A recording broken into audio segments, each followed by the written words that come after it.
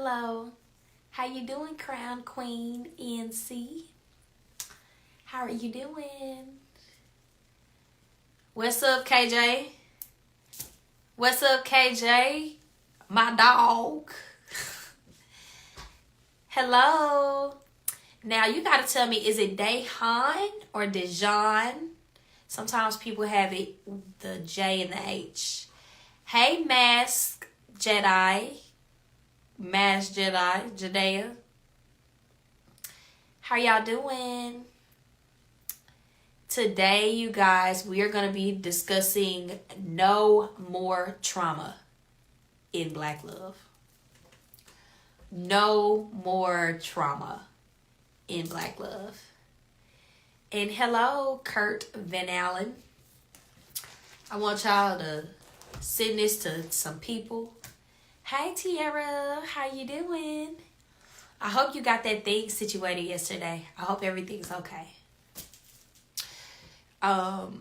No more trauma in Black love. That's a biggie. Let's say hello, LLE Welly. Hi, friend. Hello, y'all. We are waiting for Dr. Alicia. I know she's gonna come soon. Hey, my call. Where you at? You coming to live? I'm texting her now. Hello. Jamia Reeves. Hey, how's it going? Yeah, she's coming. She's coming, y'all. I'm wearing black today. In the winter times, y'all, I've been waiting for winter. So I've been ready with my sweatsuits and like to bundle up. I love being snug. It's really important to my lifestyle. Also being a woman in tech, like this is just the best fits for me. I love it here, especially when it's just like warm clothing by the fireside. Hey, the queen is here.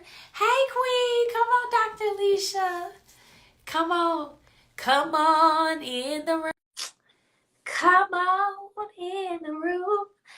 I can't sing, y'all. I did not try, okay? Why you close my door? Hey, Hello. hold on. I can't see myself. Okay, I'm so I did not see you. Usually I look to see if you've gone live yet, and I didn't see you. It's okay. I made my account maybe shadow banned. Who knows? Because they're hiding more of my posts, but I don't really care. It's Instagram. You think you're banned on Instagram? Yeah, but I've done nothing wrong. I can't tell you when I really acted up on Instagram. I've been pretty good for the past couple weeks. Okay. All right. I didn't know. I mean, That could do anything bad. Yeah. What would be considered bad? Like on TikTok, my video with the woman from PF Change, like that got my account is still flagged right now. Even though they took the video down, my account is still flagged. So what does that mean? That means that they're watching me and I did not act up. I shouldn't violate any of their rules, but I don't think I violated any rules with TikTok. It's just the video got too much. It reached 400,000 and it was just going up and up. So I don't know. They could have thought it was hate speech or something. I didn't put any hate speech, but who knows what it is. Okay. All right. Well, you know social media way more than I do. So I mean, that's the only thing that I could think of, because even my reels on Instagram aren't getting as much engagement. But also they're giving me the ability to get paid more.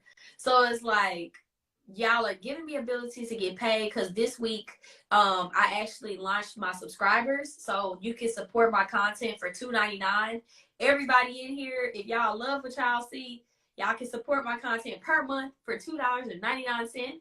So I don't know, they're giving me more Instagram features, but they're also reducing the amount of people that can see my content. Well, you got to just keep trucking along. Do you have a YouTube page? I do. I have a YouTube. Okay, good. Okay. How's Yeah. that going? Well, it ain't. I ain't posting on there. I just let. I'm not the YouTube creator, so right now I'm just posting my chicken reactions to YouTube Shorts. That's like my new little strategy because it's easier for me to do. I don't have a video. I don't have a videographer and I don't have an editor, and I already have 10 million threads. So I'd rather not add another thread, which is doing content and then having to make it aesthetically pleasing for YouTube. I'm like, she can relax. She does this. Jazz, it's like you need a whole team of people behind you. I do. I do. I have enough projects for people to come to get paid and to help. Well, there we go. But anyway, so what are we talking about this week? I saw your message. Yes. So trauma has been a big topic this week. I didn't want to do like one of those, like we're looking at what the world happening in the world, like celebrities. I wanted us to like just talk about like what's happening right now, like in our community. Trauma is a big thing that everybody's unpacking. Oh, I got trauma from childhood. I got trauma from marriage. I got trauma from bad relationships. I got trauma. It's trauma. It's a buzzword, right? It is. It's a buzzword. And I don't want no more buzzwords that we don't necessarily have the correct psychological therapy background to back it up, if that makes sense. So the first thing is, hey y'all, my name is Jasmine Smith, aka the Pretty Plug. I am here on the drama-free Black Love series, where it is our job, Dr. Alicia is I, to debunk the theory and the notion that you can't have Black love and that we can't be a healed Black people. So, Dr. Alicia, tell them who you are, what you do, why you do it. I am Dr. Alicia with Coaching with Dr. Alicia. I do primarily couples coaching. And you get, if you're interested in couples coaching and even some individuals I take on occasion, you can find me at coachingwithdralicia.com, and you can fill out the intake form and I will email you back personally with a personal message, and you can have a free consultation. I'm also a college professor and a social worker. And there we go. That's me in a nutshell. Y'all, and she's also a wife. She's a mom. She's a businesswoman. Oh my gosh. I'm always push you in that way. You are a businesswoman, and she's a wealth of knowledge. I feel like a businesswoman this week because I have just been doing a whole lot. We are getting ready for the convention, the All Black National Convention, and it has just been, oh my gosh, it's been quite a bit of things that we have to get done, and all the decisions that need to be made. And fortunately, I don't have to do much of that, but it's, you know, Dr. Boyce and his whole team, but I'm kind of in there a little bit, not very much, but in there a little bit, trying to help out as I can. So 10 days left for the convention. So one thing I think is amazing, y'all, I will be at the convention. I was just working out my hotel arrangements. I have my flight. I'm trying to get my hotel arrangements going. And then, so I'm going to be there. I'm going to be there if by God's grace. I got my flight already. Yeah. So I want everybody here on this call, if y'all are interested in anything that the Boyces are on, y'all can actually experience them for a 3-day with the convention. So we just want to make sure we're plugging that in. So today's topic, no more trauma. Yeah. Trauma, I know where you're going. Trauma is almost like that word similar to narcissistic. When they say everybody, just because you do something that I don't like, I'm just going to call you narcissistic. It's the same thing with trauma. It's like, just because things happen to you that you didn't like doesn't mean that it's traumatic. Okay. And that's what's interesting, because in this world that we live in, it is 100% guaranteed that you're going to have a bad day, that things are going to happen to you that shouldn't have happened to you, or things that should have happened to you that didn't happen to you. It's just going to make you very uncomfortable. So just because you're uncomfortable and you have a bad day doesn't mean that that's necessarily traumatic. However, just because an incident can happen And all of us can experience it. So Jazz, me, you, and my son Quincy, we could go somewhere and experience something unfortunate. Maybe for me and you, it wasn't really traumatic, but for Quincy, it was. So it all depends on you and how you process the bad things that happen. So that's really what trauma means. And so bad things that happen to you can become traumatic when you do not have the tools, or you do not have the person, or you do not have safety in your life of which for you to process what's happened to you. So it could be something really unfortunate, but if you don't have a safe space, it could be something traumatic that happened to you. If you don't have a safe space of which to kind of untangle and talk about things that happen, I'm not talking about car accidents or big major things, but I'm talking about just anything. You're riding your bicycle and you fall. You know, that could be traumatic for my son because maybe he doesn't have anybody to talk to about it. So it's when things happen to you and you don't have this safe place of which you're emotionally safe, you're mentally safe, you're physically safe. You don't have a safe place or a safe person of which you can kind of talk about these things and get things off your chest. It can be stored in your body and it can have the effects of trauma on you. And trauma is not just an emotional thing either. Trauma affects the brain. It affects your hippocampus in the brain, which affects your memory. And I think it's really interesting because I hope I'm not triggering anybody. We talk about trigger warnings we need to give. But I think what's really fascinating is that women who've been sexually assaulted have a very difficult time going to the police and filing a report because that experience could be so traumatic for them, and it affects your hippocampus in your brain that you have a difficult time remembering everything that happened. So they can be like, tell me what happened and when it happened. And they, police officers, they ask you very specific questions and you change your story. What happens when you change your story? Oh, she must be lying. She changed her story. No, she was a traumatized person, or he was males that are assaulted in many different ways. So if changing your story or remembering certain things or having a distorted sort of memory of what's happened to you is normal when it comes to trauma, because we know from taking brain scans that it has that effect on your memory system. It also has an effect on your fear, your ability to process fear and emotions, like everything is an attack. So long-term abuse can have that effect, and it's very difficult to prosecute because if you could remember everything, then maybe it wasn't so awful for you. And so that's what trauma is in a nutshell.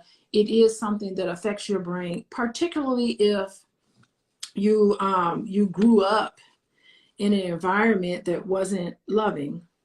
And you grew up in an environment where you felt awful. You didn't have anyone to talk to. You were either emotionally abused or psychologically abused or even physically abused. That has an effect on your ability to relate to a lot of people. It has an effect on your ability to trust others because you were taught early in your life that everybody is dangerous. The world is dangerous. And so that's basically trauma and what it really means. Man, what I take from that is bad stuff happens to everybody, but it's how we process it. Mm-hmm. And it's what we associate with it. And if we blame ourselves too, right? Like, oh, it was something I did to get raped, or it was something I did to get in trouble, or it was something I did which caused this bad thing to happen to me in my life, which then I associate those scenarios and the impact of it. It's almost like the impact. Like yeah, because when you say there's something I did, that means you're internalizing it. And with the trauma, some of the consequences of trauma is that there's a lot of shame. You feel like you're responsible for it. You're like, parents are really good to their children. Parents are nice and kind to their children. There must be something wrong with me that my parents weren't nice to me. Because generally parents are supposed to be kind and nice and supposed to raise them. But my parents didn't necessarily do that to me, or my mom didn't do that to me. So I must be defected. I must be, and this happens when children experience humiliation growing up, degraded. You become, that's part of your victim experience.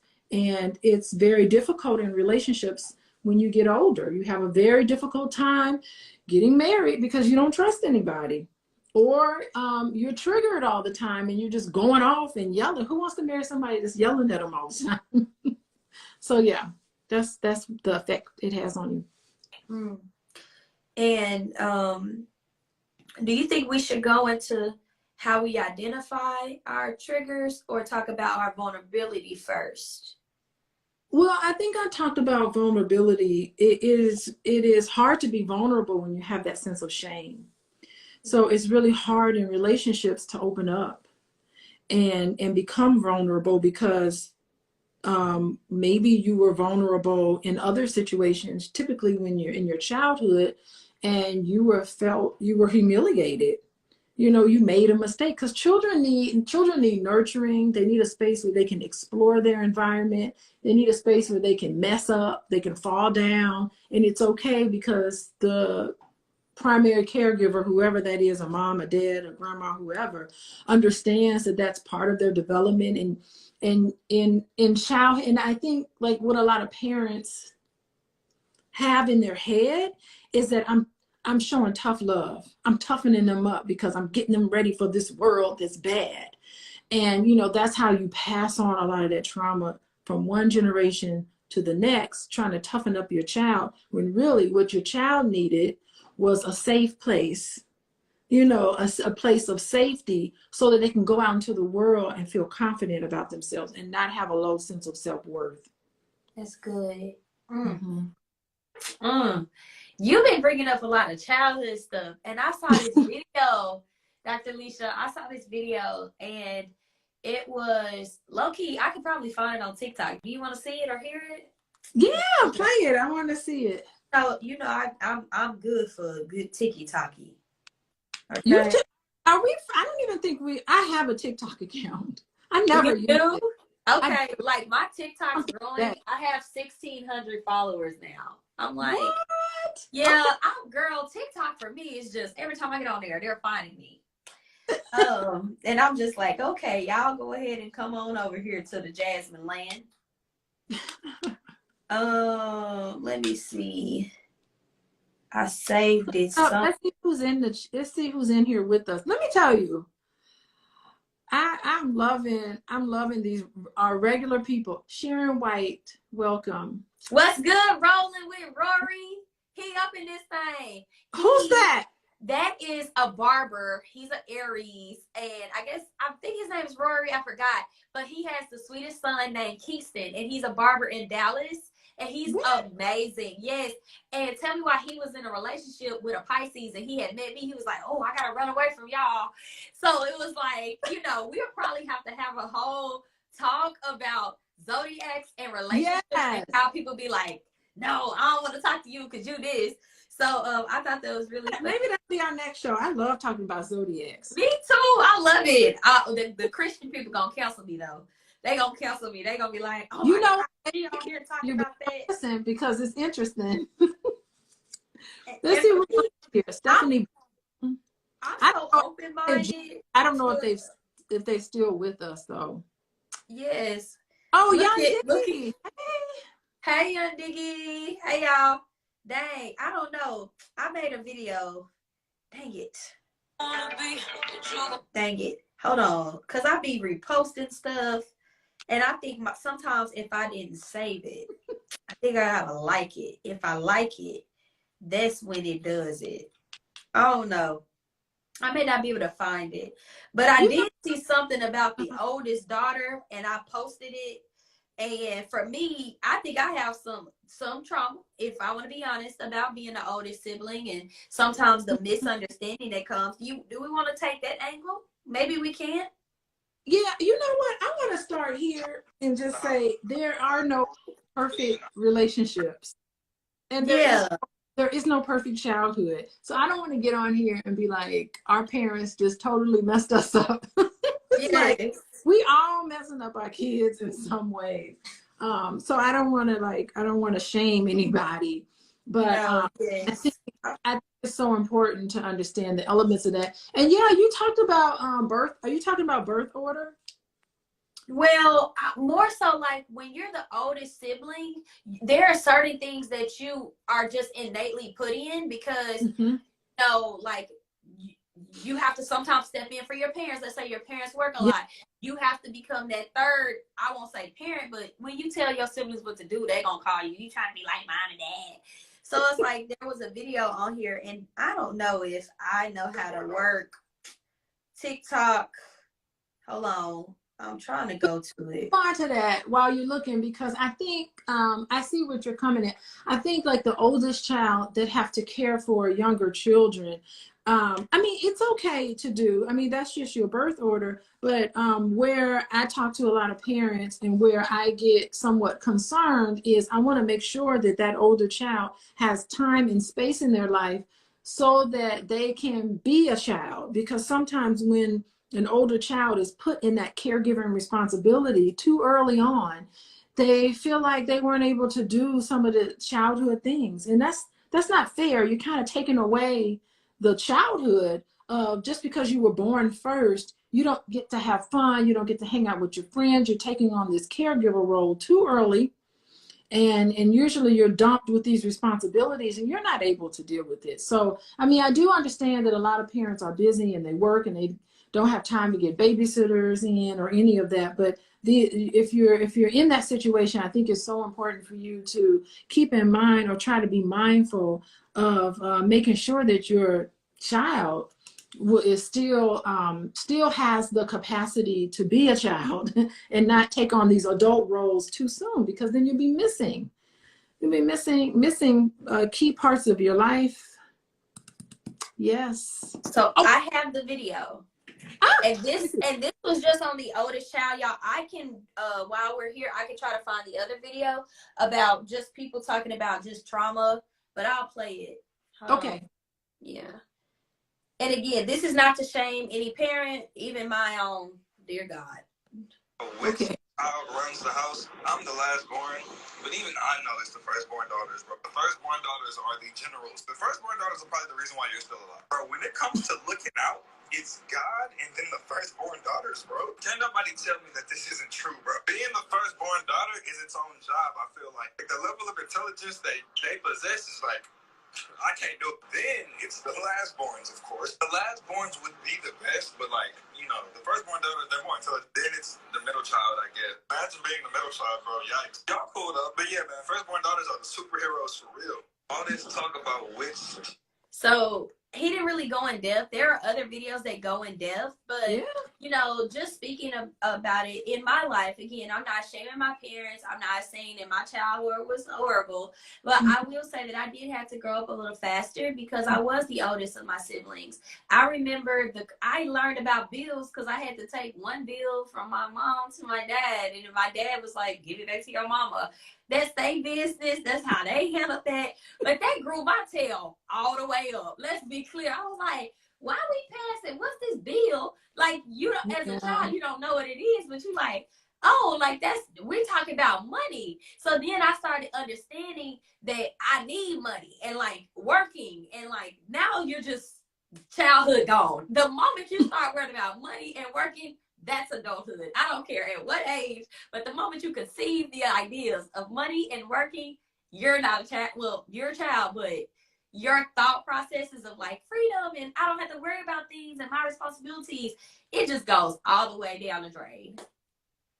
Yeah, I mean, that's unfortunate because adults should just be talking to each other. Like, that's the gold standard.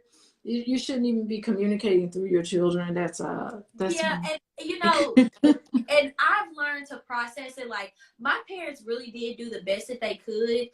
There was another video, I cannot find it, dear God, but it was talking about how it reconfirmed what we talked about last week on how millennials and like this generation is getting married slower, but they're staying together longer. And the generation before us, they took a lot of chances with love, which means they got married younger, but they divorced because they were like, hey, no, I did this wrong. So it's like, we could look at it like, oh my God, divorce is like 50%, you're not gonna get it. Or it's just like to look at it from the perspective, like they gave it a shot. They actually tried, and they did it a lot younger and all that other, like they did it without the tools. And then unfortunately the generation is, here we are, yes, you did it without the tools, but now like it's the trauma on this generation of, we're fearful of love, we don't want to get divorced, we were raised by divorced families. Of my friends, I can say I probably have one group of friends that has a mom and a daddy and they're not divorced. You know what I'm saying? So it's just one of those things, right? I'm remembering, so I do have to keep this in mind about this generation. It's like, and maybe the millennial, I'll call you all the millennial generation. I really think, because you may not be a millennial, you may be too young. I am. I'm 20. You're a millennial? Okay. Yes. Yeah, I think what happened, let me tell you about millennials. Millennials were coddled. Y'all had, let me tell you something. I used to go bike riding. I used to go roller blading. I didn't even have roller skating. And I had no protective gear at all. If you played sports, you did not get a participation trophy. It was like you either won or you just went home sad. Like, this generation, we didn't get any of that kind of stuff. Listen, you guys are like the post 9/11 group. Do you know you could just get on an airplane? You didn't have to, my generation, you just walk right on up to the gate and just get on the airplane. There were no cell phones. Okay. So I would be gone from 9 o'clock in the morning till the street lights came on at night. My mom didn't know where I was. There was no cell phone. She wasn't tracking me. She had no idea where I was. I would ride my bicycle all over Gary, Indiana in the 80s. During the crack era, I drove my bike all through Miller Beach area and all that stuff. And my mom had no idea where I was. I would come home for dinner and she would say, okay, take a shower, eat your food, and go to bed. She didn't even ask me what I was doing. But you all were coddled. Like, that's unheard of. Like, we protect you all so much, and we put this fear of death in you, and I think that you were a little worried. You are a worrisome bunch. I think in the video, he was just really spot on, which is why I'm quoting him. And I'm sorry to the creative that I can't remember your name in the video, but he was just like, there are certain things that we're just not going to do. We're not going to accept this. Like, oh my gosh, I don't want this, and I don't want this, and I don't want this, and I don't want this, and nope, no. And so it's just like, you come to the table in these dating streets with all of this list of, you bet not. And if you do, I'm gone. But it's also like, I think some of it is unrealistic, because it's almost like we think that people are just supposed to be whatever we thought that they were supposed to be for us. But I mean, that's why we're here on this conversation. I do think it's an area of an opportunity for growth. I don't think that it should be this challenging and everybody's rules should be so strict just on the barrier of entry to getting to know someone. Am I right on that thought process? Yeah, you feel uncomfortable lowering your guard, and it could be, it could just be because you just been hurt. You share something. Can you imagine sharing something personal with somebody and they go and blast it out everywhere else? I mean, you feel like you want to protect your privacy, so that makes sense that you would be a little apprehensive. Yeah, I mean, it's just a lot, like with the dating scene as a whole, and not with me. Like, this is just videos that I watch throughout the week to obviously bring a more meaningful conversation to us. But when it comes to our traumas, there are certain triggers that take place. And let's say in your first date, that person like, oh yeah, I don't put the toilet seat down when I use the restroom. Oh, I can't date you. My last partner, literally, I would come in the bathroom and we could never get that together. And like that one thing, we can laugh about that type of incident, but that's a trigger to somebody. And it's so many different types of scenarios where you can be triggered off of something. And now you done counseled that person. And it was your trigger, not theirs. Oh my goodness. Yeah, I mean, no matter who, let me tell you something. No matter who you date, no matter what's going on, it could be the toilet seat down. You can have, this is why I tell people, you have this whole list of things. It doesn't matter. You will, in a relationship, most definitely get triggered. And two things I want to say about that. Number one, I am so sorry. There are some people who don't understand that a romantic relationship is 100% different from all the other relationships that you have. It's different from when you go to work and you have a relationship with your boss. That is not the same dynamic. It's not, the level of intimacy is not where it is, okay? Even some of your relationship with your friends and your family, there is nothing like the one person that you absolutely love, okay? And it is that person that can trigger you and often does.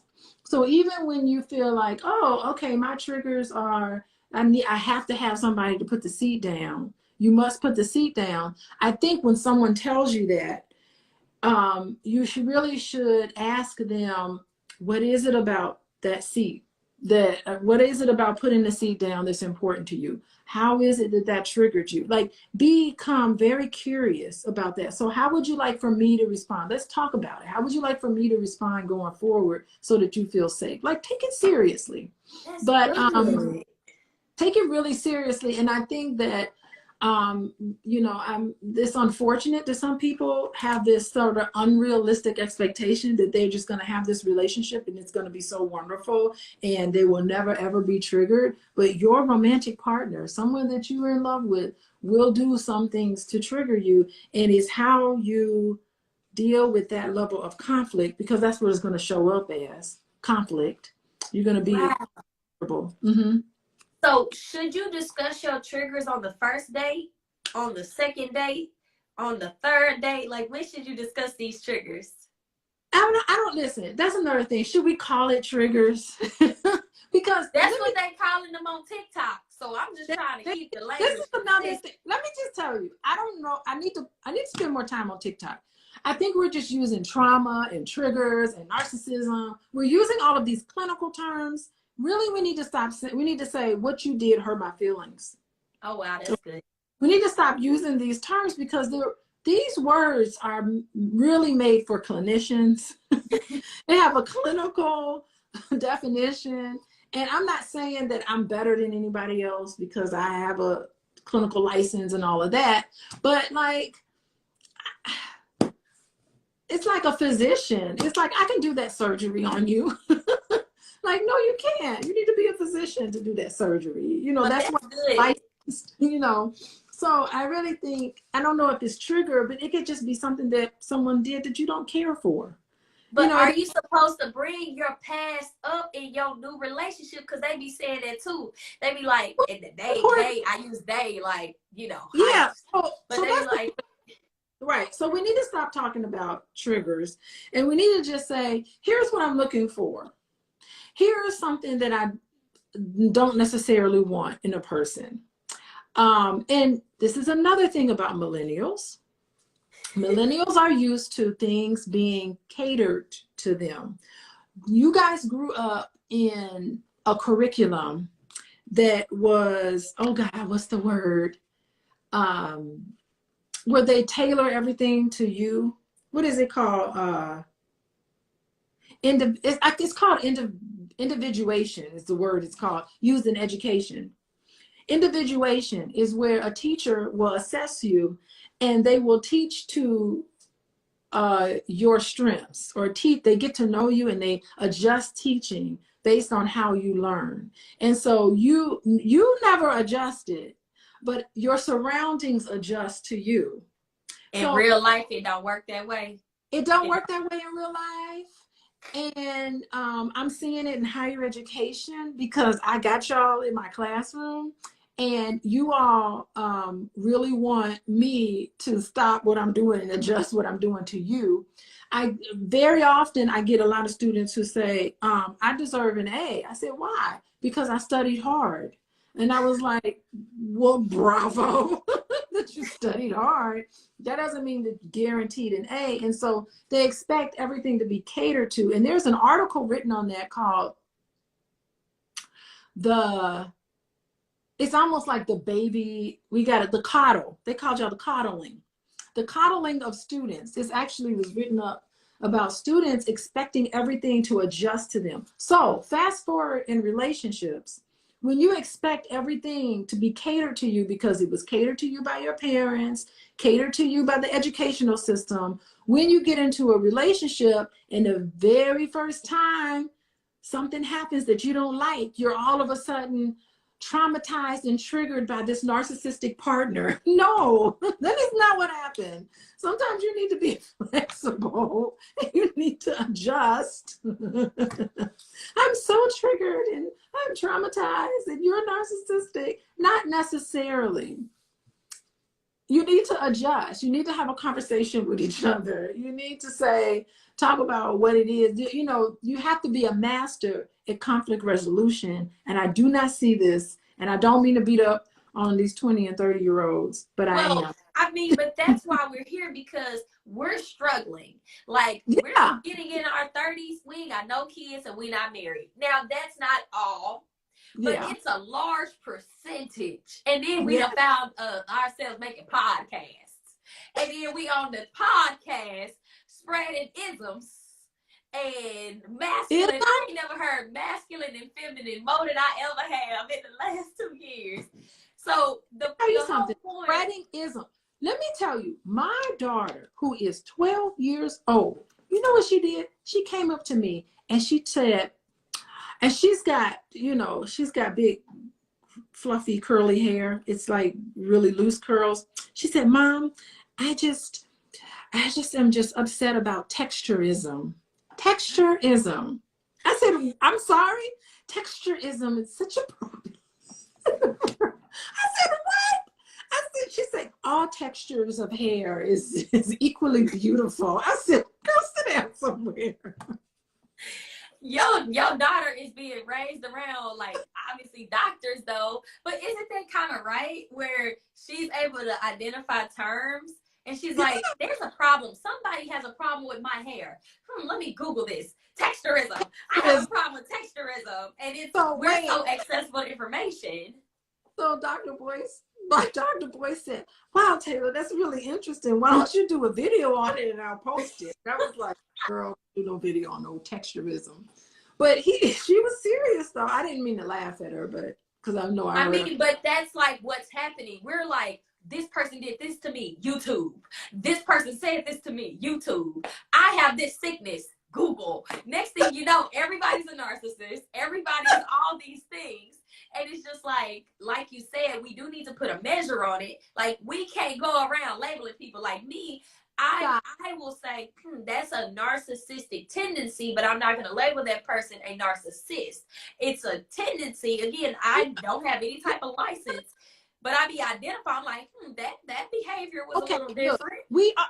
Let me just say something. All of us have narcissistic tendencies. I believe that. Let me just give you an education on narcissism yet again. Narcissism is a continuum. Like, we all we have a little bit of narcissism in us, right? So let's just throw it out. Let's just be done with these labels and these terms. You do not know what you're doing. You do not know how to use them. There are professionally trained therapists that still aren't skilled in diagnosing someone with narcissism or any other personality disorder. It takes a lot of skill training and practice work, clinical practice in order to diagnose. And quite honestly, in my practice, and I've been practicing in a bunch of different agencies, I've done private practice, I've done all sorts of practice. Very rarely am I going to come across or diagnose somebody with a personality disorder. I very rarely have done that. You're right, they may have some tendencies, but I would never give anybody a personality disorder as a diagnosis. I would look at their symptoms. This person is sad. This person is anxious. This person is has PTSD. I diagnose the symptoms that they're coming in. Personality disorders, I don't even get into, because honestly, I don't even think it's important to diagnose. So if I don't think it's important to diagnose after 20 years of being a professional licensed therapist, I don't think any of us should. So let's stop diagnosing each other and just look at the behavior itself and just be done with it. And there's so many different platforms that have, and I know I talked about this, different platforms, they have built their entire business and platform off of narcissism. And it is very rare. Someone with full-on narcissistic personality disorder, it's less than 1% of the population. So why we got all these people talking about narcissism? It's, anyway. That's the thing. I know these things are real, because we don't want to gaslight people and their experiences. Gaslight. Word. That's another word. But I will not tell you, I'm on TikTok University. TikTok. TikTok learned. But gaslighting is. Just talk about can we keep gaslighting? Is that going to? I wish people would explain more about what's happened to them and not put a label gaslit. Just gaslit me. No, they didn't. Okay. So we're gaining the knowledge that we are not clinical psychologists and psychiatrists, and we need to have more compassion and understanding to our individuals that we're even remotely thinking about dating. Yes. And when it comes to our triggers, we need to articulate, hey, that hurt my feelings. That made me feel abandoned. That made me feel rejected. That brought up some childhood memory that made me feel like X, Y, and Z. Is that what you're basically getting at? Okay. You basically said, use your words. use your words. But by the way, let me put a caveat in there, because you mentioned the word trigger. And when you get triggered, you start to flood. There's another word. I guess I shouldn't even be using flooding. I never heard of flood. What's flood? You never heard of? Oh, let's start a new trend on TikTok. I'm flooded right now. I'm flooded. Okay, you flooded. Girl, you need to put this on your TikTok. I bet you it's going to go viral. This flooding. Now leave me alone. But that really does happen. And so when your significant other, because that's the only person, that's really mainly the only person that can do that to you, triggers you, because trigger is not an emotional response, honestly.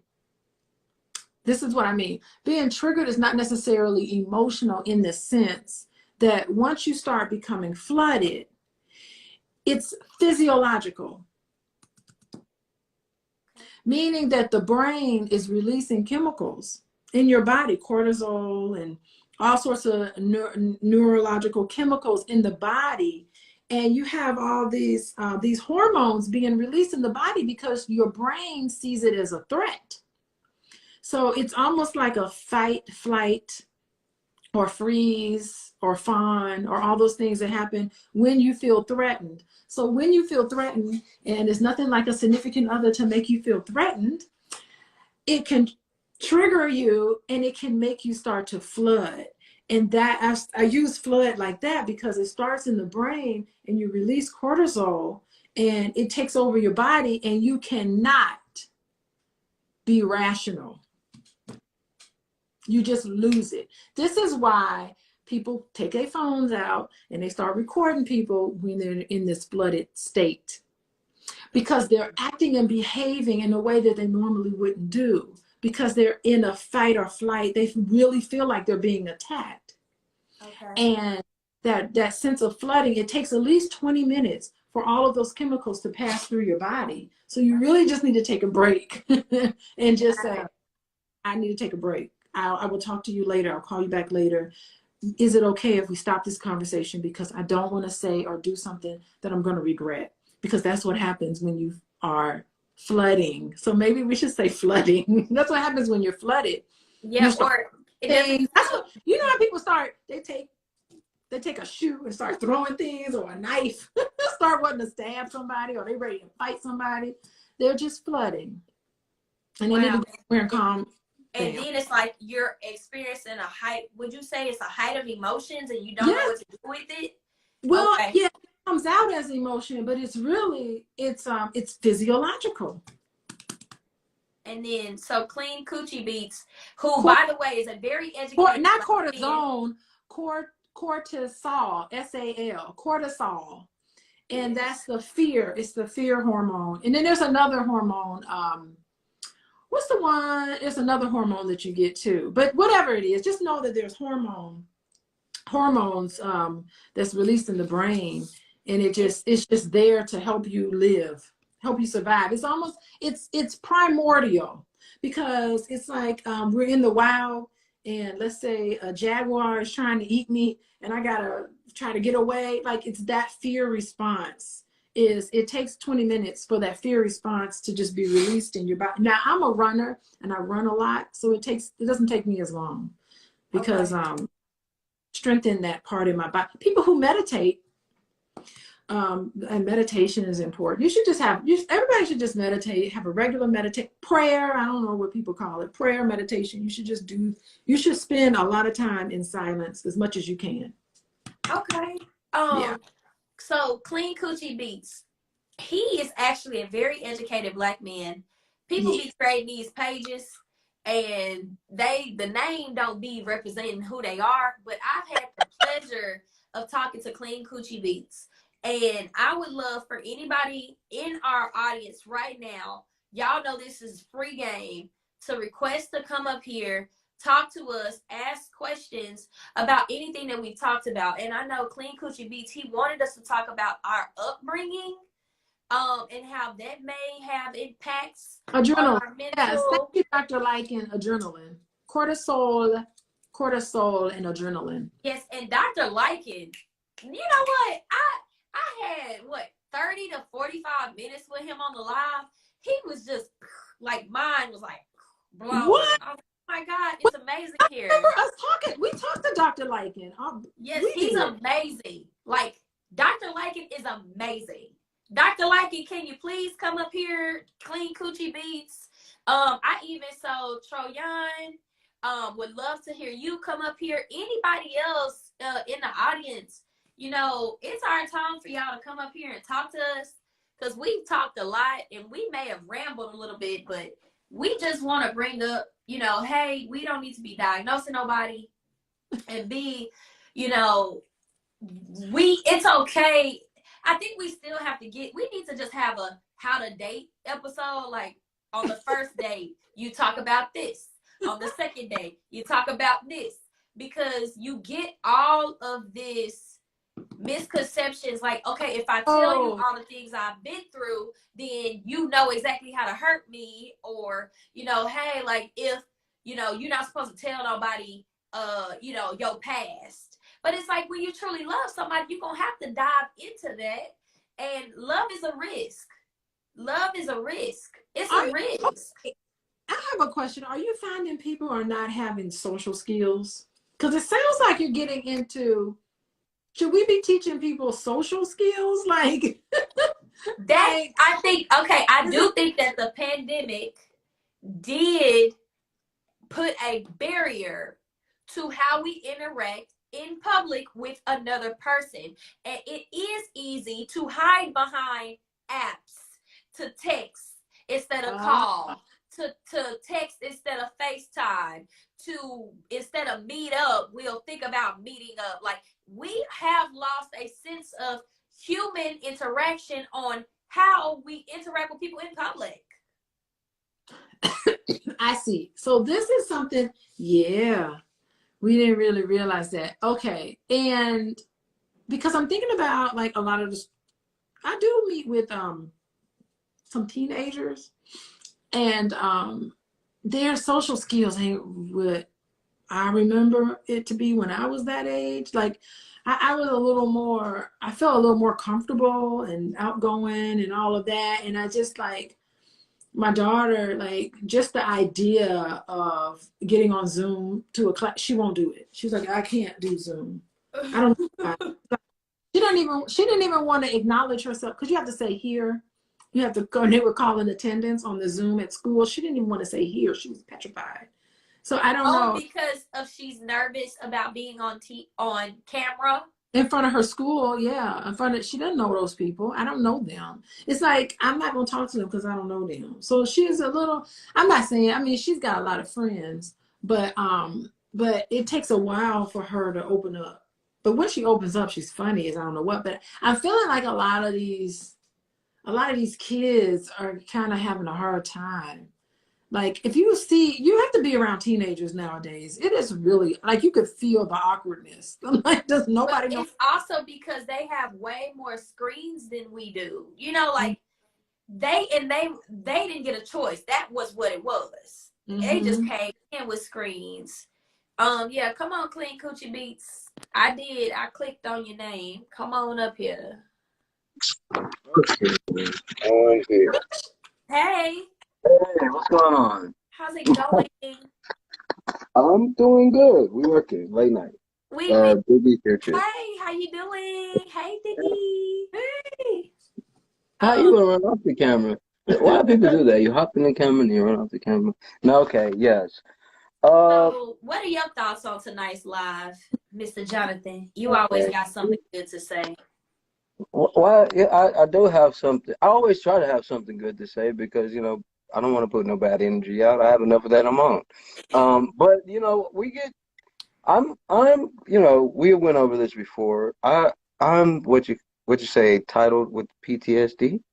So when you said triggers, that like caught my attention because they tell us, try to control your triggers, understand your surroundings. Like, even though I like speak and stuff like that, there's like very moments that I'll kind of step back. That goes through relationships. It's like you have to map your life out when you deal with those symptoms. And I know you said social skills.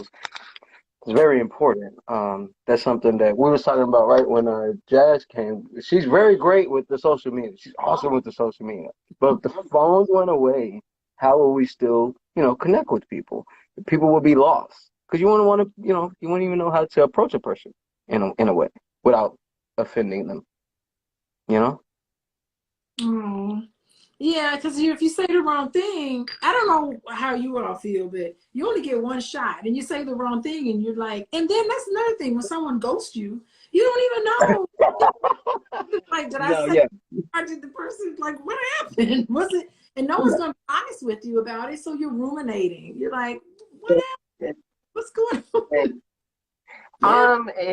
I'm in a very expressional person, so my face is going to tell you before I verbally tell you anyway. Like, my face is, you're going to tell by the look I give you whether I like the conversation or not.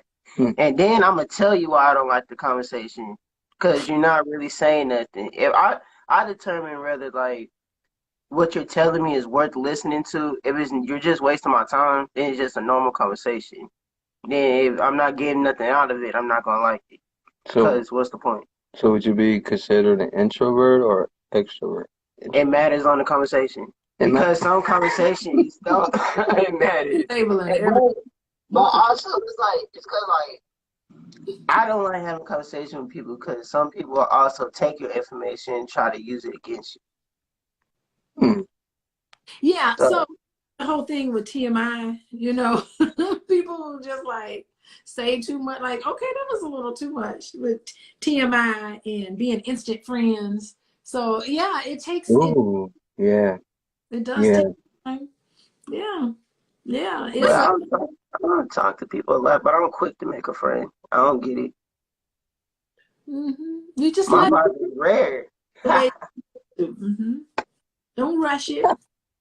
Yeah. So I guess one of the other questions, Mr. Jonathan, you are often dealing with people face to face, and that takes a level of social skills.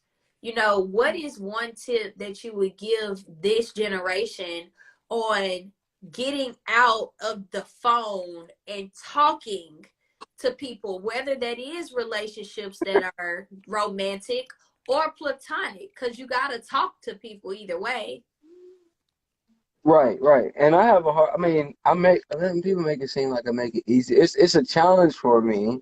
But I do it because it, people make the apps and everything that we use, it makes everything about ourselves. So it kind of devalues the other person on the other side of the conversation. You know what I'm saying? If you make, how we're speaking on here, the new generation makes everything, it's about me, me, me, me, me, me, me, me, me, right? And we devalue the other people. That's why you have the word followers as a term on the app, on this app. Follow me, because if you don't follow me, you're not important. Yeah. So if you separate, you take off away from this and we meet at a table and we speak, it's just so much more powerful. Body language. If you study body language, it'll tell you if a person you ever speak to someone and their arms are folded, that means they're not even trying to accept what you're saying. So if you're trying to, you got me speaking on sales at the event, November 5th. So if you're catching someone doing this, they're not trying to accept your information. That's even in the military. It's the reason why they tell you to put your hands behind your back, so you're open to what, the connection. You know, the internet takes away from that. It makes it seem as it does make you connect with people easier. It does, in a way, but actually seeing someone react to something you did for them. You know what I'm saying? It's just a different feeling. We used to have my old, back in the day, I'm only 37. So when I say back in the day, it may not be a long time, but to me, it's a long time, right? Used to have parties. And in South Dallas, my mom used to do these simple cakes and invite everybody to come around. It made you feel like you were somebody, even if you was in just a terrible neighborhood, but it made it feel like someone, right? That connection we lose when we're on this, and we're only living in the box. You know what I mean? Right now, only thing people know about me is, hey, it's a guy speaking, they big him up when he says different things. But I'm living in the box. But when you meet me in person, it's so much more effective. You didn't think when we went to Kroger's? We went to Kroger's, right? And the first thing we took her product and went and took it to a lady, older lady, and mom's cooking. So I would ask the lady, hey, what do you like to put on your chicken? It made the lady feel special. It made her feel wanted. It made her important. So I couldn't do it on an app. I couldn't do that. I couldn't do that on the app. I couldn't make her feel special on the app. I could do it in person. Yeah. As you were talking, I'm just sitting here thinking that it's not all bad, because I think like some of what's younger to me, millennials are really compassionate about it. I really like that social causes, and they're way more open to diversity than even their parents were. And so I think there's some progress there. I wouldn't say it's just, y'all are just awful. And I get a lot of millennial students who want to be social workers and environmentalists. They want to change the world. And it's beautiful, because we need more people like that. Right. But that's cool. Yeah. That's cool. And they want that are meaningful to them. Yeah. They want to be employed in places. I was with my 15-year-old and we were driving downtown Chicago, and she's like, oh, it's all these buildings. I said, yeah, I used to work in that building. I worked in the Miles Vanderroel building. I said, I used to work right there. And she was like, ew, I would never work in a building that looked like that. And I was like, what's a job? She just said, if it looked like that from the outside, I wouldn't even go in there. No, I couldn't go in there every day and work. But it's funny, in my mind, it was like, I got this high corporate job in downtown Chicago. I thought I was the it girl. No, for real. Work. I thought I was like, I was living and doing it up. And for her, in her mind, she's like, oh, the outside of that building looks terrible. I could never work there. She has to do something that means something to her. And Wow.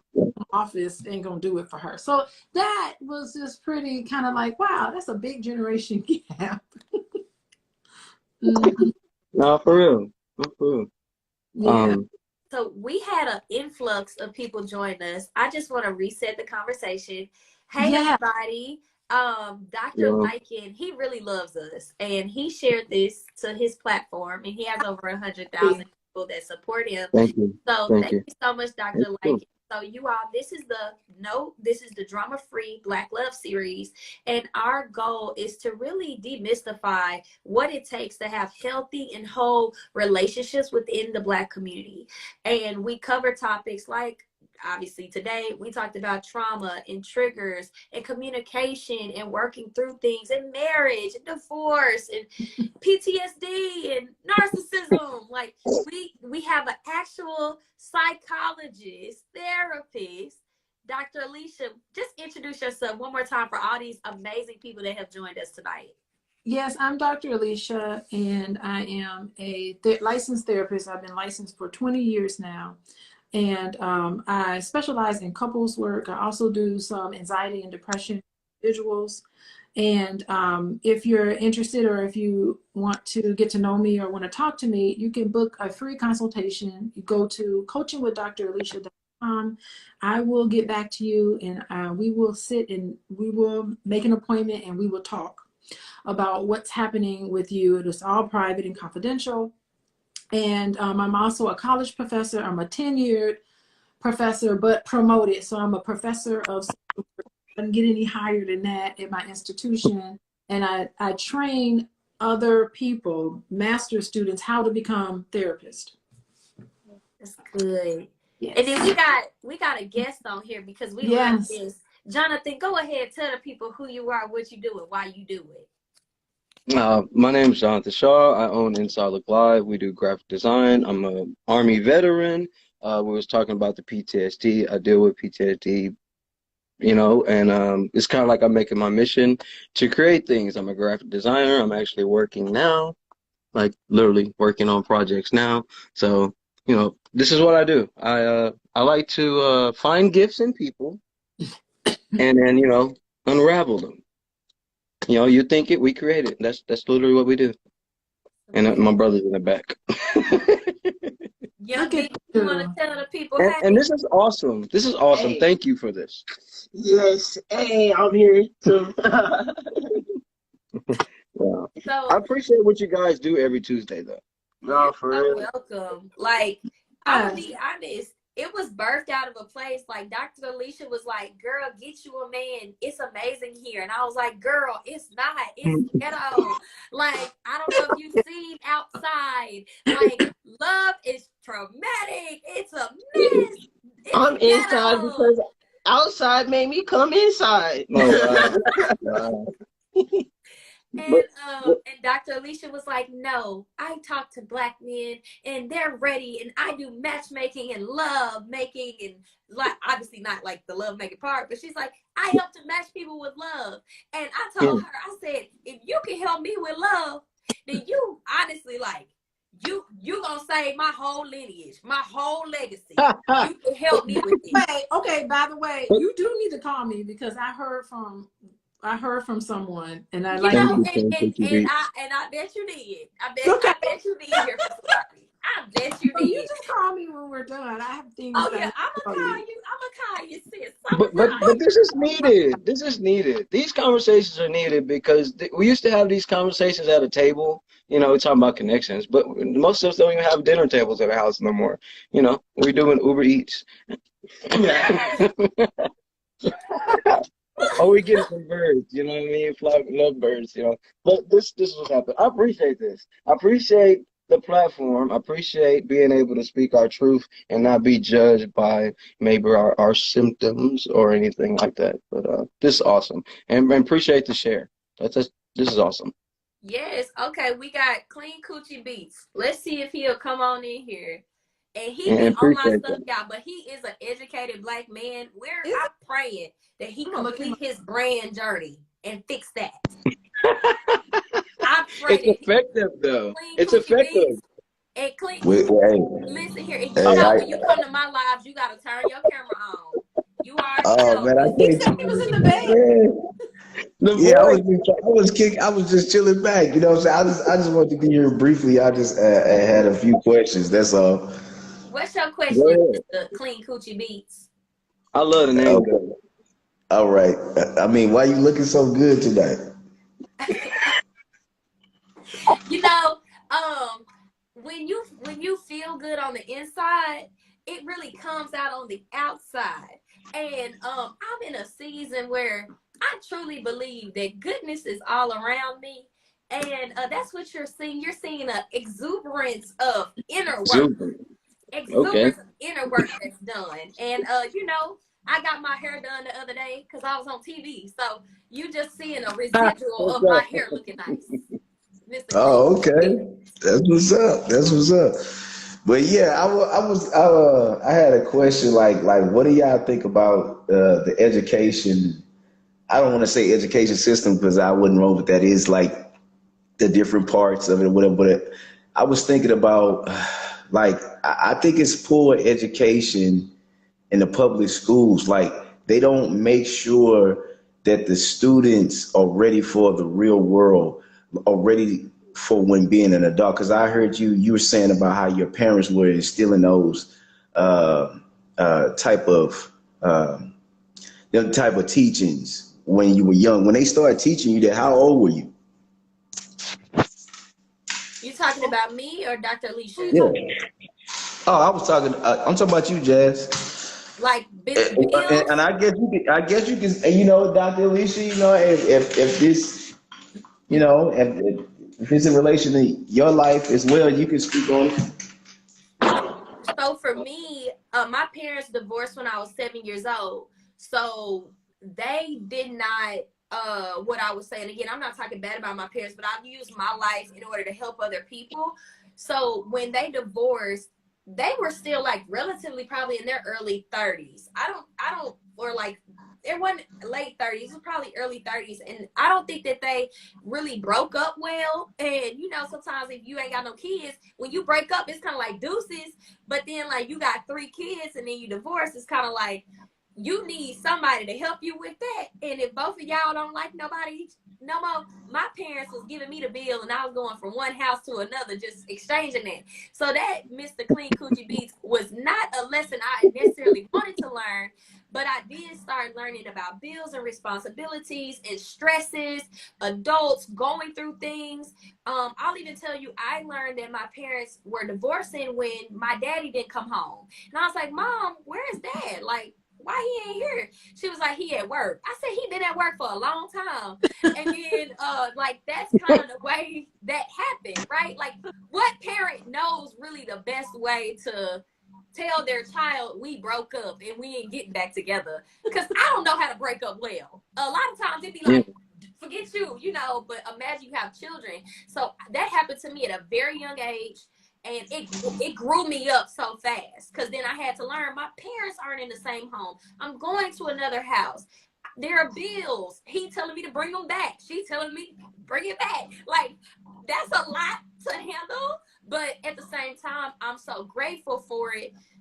Because I am the oldest sibling, and my mom, she did need me in a lot of those seasons, and I'm so happy she bared me in order to be, a helper to that cause. But I was around 7 years old. So wait a minute. Were you self-taught when you said you got them bills? What were you doing with them bills? How did you get them in the first place? My mama was putting it in my hand and telling them, go give it to your daddy. That's a very common Okay. thing, by the way, especially like potentially when your parents divorced and like y'all are young. Like I used to learn, hey, mama, daddy's the bill said y'all on the bill. Like, why was I even having to learn all those things? That was a part of what we have considered a word we won't use, an experience that I may not have processed well, because I do associate and I'm unlearning this, but some of my value has been in how well I've been financially, how well I've been success-wise, how well I've been able to achieve certain things based off of the responsibility that I had at such a young age, because I am the oldest sibling. So again, like that incident grew me up. I understand money and working. I see what you're saying. Oh, okay. I was a little off there. It's okay. That's why we're communicating. Okay. You know, I want to jump in. I just want to say, look, every single last one of us, we all have our baggage. Yes. Oh yeah, you best believe it. Most definitely. Okay. We have our baggage. We have our quirks. We have we had a less than perfect childhood because the perfect childhood doesn't even exist. So we all have our things. The best thing for you to do is know thyself. There's no knowing anything to know thyself. And how you going to know yourself unless you get into a relationship with someone? You're never going to know yourself being solo. So getting into a relationship with someone helps you get through all of this. But you got to get somebody that want to get through it with you. That's Dr. true. Alicia. That's our problem. We're not choosing well. Yeah, someone who's committed, who's committed to you and committed to the process. That's what I was talking about. Like we need to have a better realistic view of what it takes to be in a relationship. And it could be that we weren't taught that. We just don't know. But it's still okay. It doesn't mean that you never can learn. There are people in my office right now that's just like, you know what? I didn't have a dad in the house growing up, but I want to make sure that I'm in the house with my wife and my children, and I want to do whatever it takes to make sure that this relationship is healthy and happy and wonderful for these children and for each other. I want to live long. That desire is still there. And I say, okay, fine, let's figure it out. And they do figure it out and they do stay together. It's possible. And it's probable too. But yeah, that takes a lot of work, man. A lot of work. It does take a lot of work, but that's how you grow. Yeah, I mean, go ahead. And sort of in that sense. yeah, I was just going to say, I think people, like we as people, just do not know that we supposed to have that as a responsibility of preparing us for life. Like even when it comes to relationships, people are supposed to take the knowledge that they already have as an adult and put in perspective and tell the younger people, you know what I'm saying, at whatever age someone would choose to tell the person, like, okay, this is how you vet to know if you, or this is what you should look out for to know if this is the right person for you. Yeah, but it's always a leap of faith. You can never ever really know. Sometimes we take some terrible leaps. Y'all leaping. You're not supposed to see. That's the problem. You leaping. You know what I'm saying? If you leaping, you don't know when you're going to fall. You're going to break your leg. You never know. You know? Here's the thing. So many people get caught up. Into knowing things for sure. You can never know anything for sure. You're right. You will die one day. And that's it. Yeah. But do you want to live well or no? You, because like so many. Okay, let's just take Mr. Jonathan, because I'm always not the devil's advocate. I don't like to use the word the devil, but like I'm always like I'm gonna bring us to whatever reality. Because Dr. Alicia, the perspective, that's where I aspire to be. But I'm on this podcast with y'all because I'm okay. Clearly, I am not there yet. So, to Jonathan's point, how do we know when the leap is the right leap? Like, is there any You'll never know for determinants? You will never. But don't that make life exciting though? Like it makes life exciting. That makes life, no, it makes it dangerous. Always some activating ingredient you can't put your mind on. There is an element that is an X factor. There's some dark areas, and it is going to take a leap of faith. Yeah, I mean, those like I think my brother said it best. He said we learn from our some of our worst mistakes is some of our best lessons. You know, we're Yes. not. There's But no book out here teaching you how. I mean, there's plenty of people writing books, right? But there's not just the right book unless somebody wrote it and I ain't read it yet.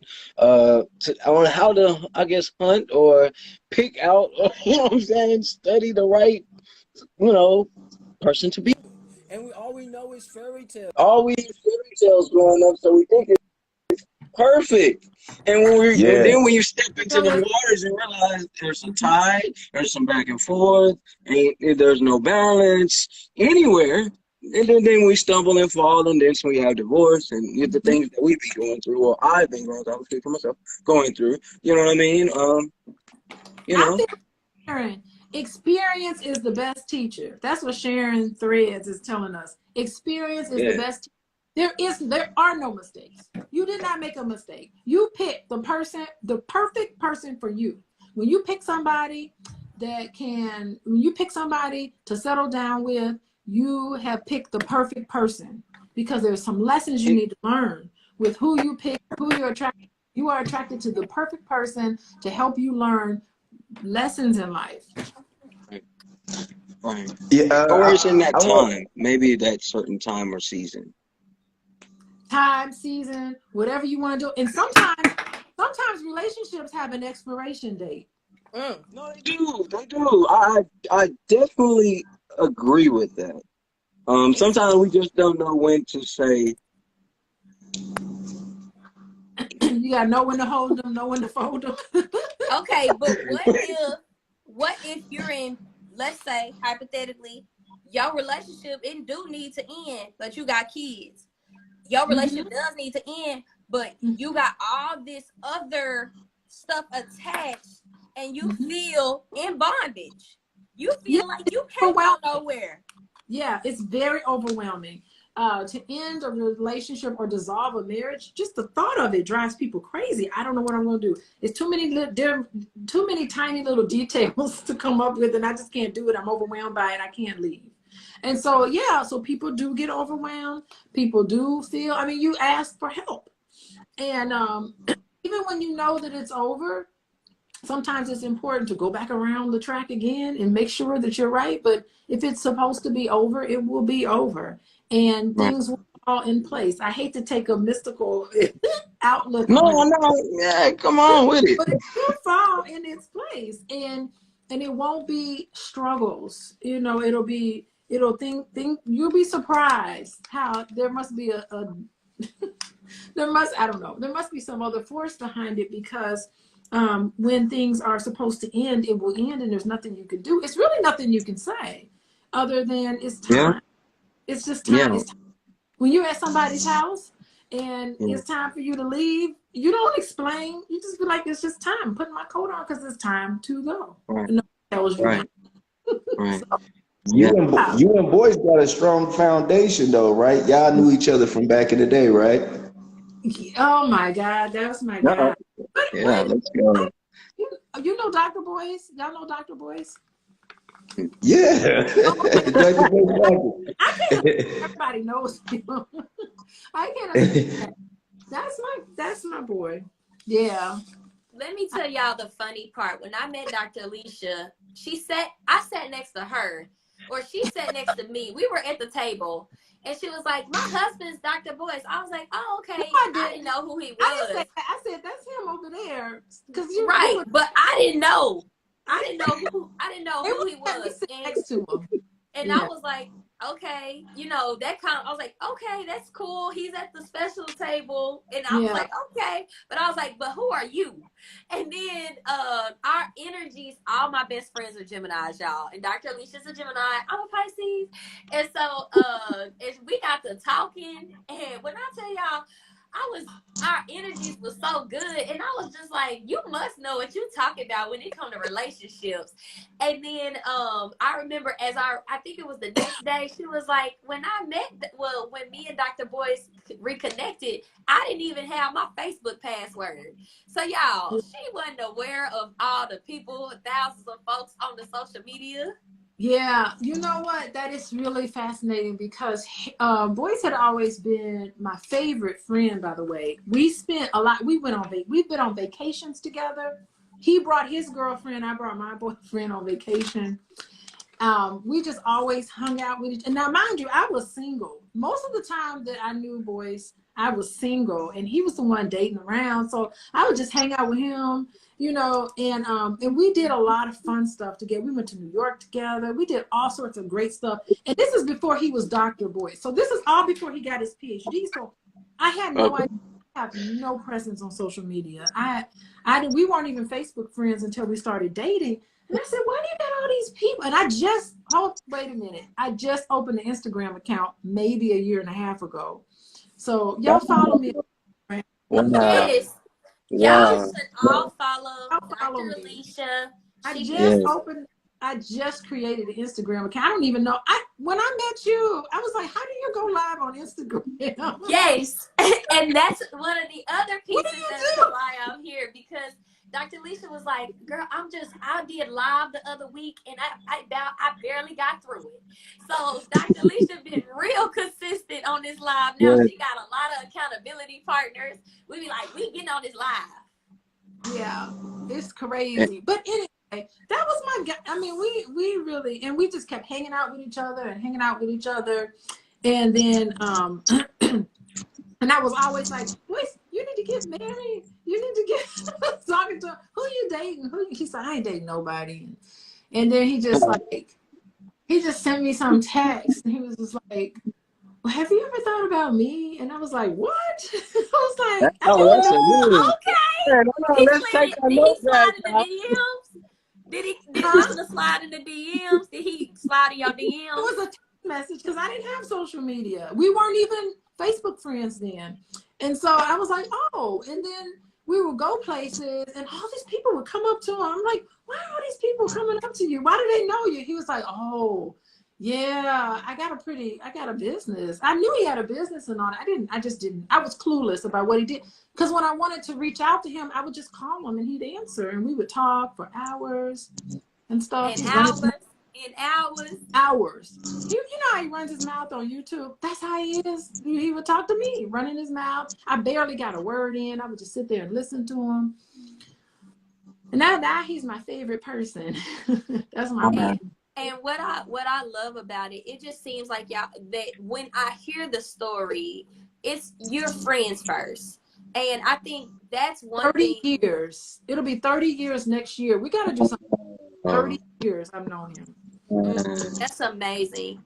And I feel like me and they'll be your friend first. And then that's when they be liking you. Well, don't wait 30 years to get a husband. I don't know, man. I don't know.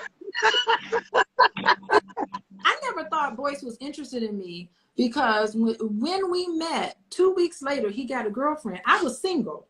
He got a girlfriend, and I saw her, and she did not look anything like me and did not act anything like me. So I was like, oh, I'm not his type because she was way, way different. I ain't going to talk about his ex-girlfriends, but...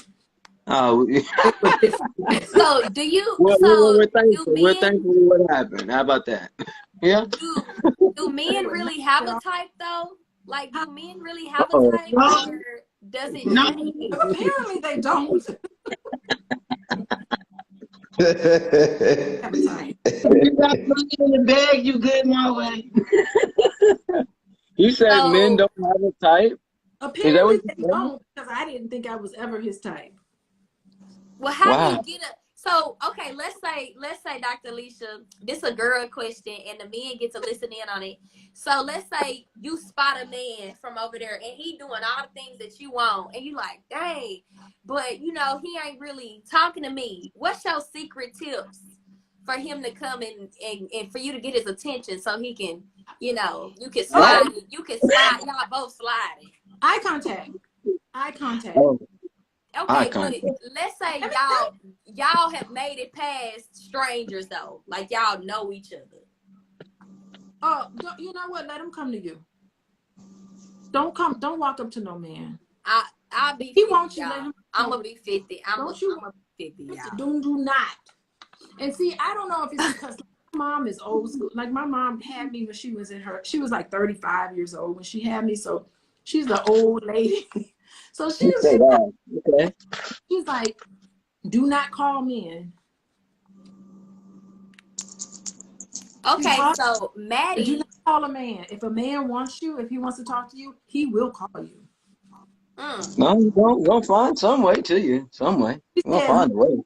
this is what my mom explained. Men have testosterone, and testosterone won't let them stay away from you if they want you. Yeah. That's what she said. It won't. Okay. It's true. But she said men's testosterone will make, if a man is interested in you, you do not need to wonder about it because he will let it be known. Yeah. It's an interesting life I've lived. Maddie E01 thinks that we're ignoring him. And a great comment.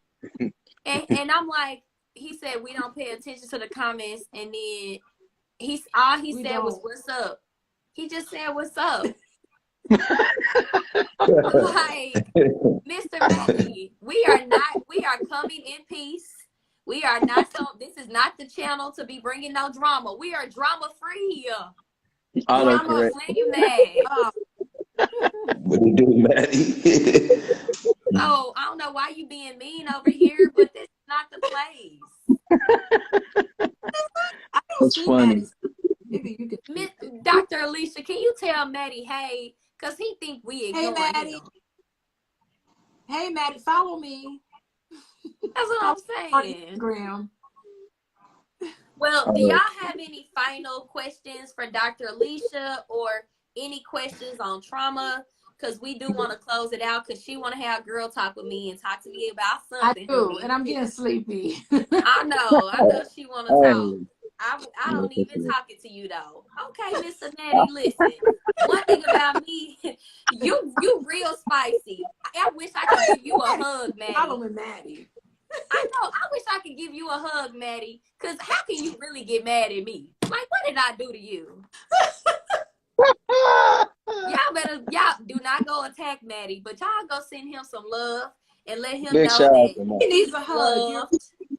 Big shout out to Maddie, man. Yeah. I had one more. We love you, Maddie. I have one more question, y'all. Okay. All right. So no other questions, y'all. I'm already following you. Dr. Alicia, do you want to come up here, Maddie? You want to say something because you can? Yeah. I'm not gonna pop you.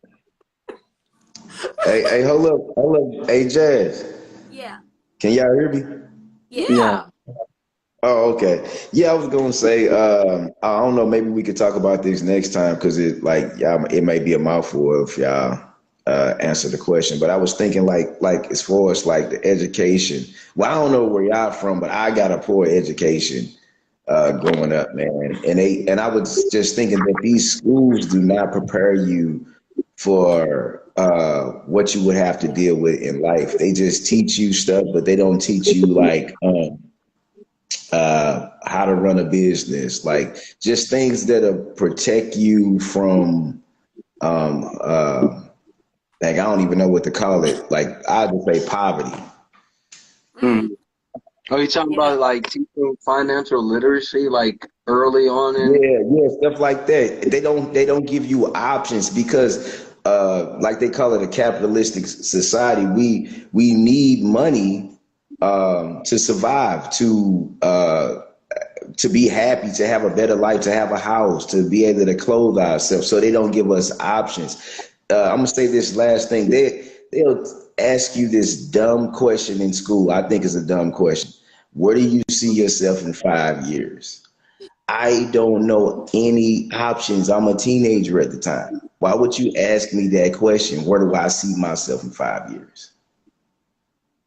Yeah, see, it's a lot of later because I come from a family of educators, and they don't prepare you to start a business. Yeah, they don't give you no go-tos, and I'm not just talking about like just a business. I'm just saying they don't give you options. You don't have your go-tos together because it's not just business. You got investments, like what Boyce talk about. Boyce be going ham on that. He be telling the truth about that. Like You know how they give you the illusion that you had to work for these corporations when you could have been investing coming out of high school. Yeah. Yeah. You know what I'm saying? About everybody, all of us in the house, we all work for him. All of us, from the baby on up to me. I work for him. We all work. I love it because that's like a kingdom. You know, that's like a kingdom. You the queen, and y'all play chess, not checkers. Hey. That's how it's supposed to be. Ooh, drop the mic. Real talk, though. Well, you're right about that. You're right about that, bro. Yeah, definitely. And I think that's what men want too. They want to be the king in their house, and they want you to follow the methods and the practices that they put in place. And no, you don't want that? No. That we're new times now. You know, that way of teaching was great at a certain time. Nowadays, man, we went up before with the independence, type thinking mind frame. You have to have a certain mind. Can that be?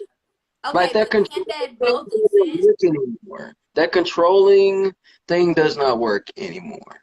But can two exist where I'm an independent thinker, but I also love the foundations that my husband put in place for our family dynamic? I mean, anything is possible. Anything is possible. I feel like women. Well, I can't speak for all women, okay? Because I ain't about to get canceled. Yeah. It's too early in my little career on this social media. It's too early to get canceled, okay? It's too early.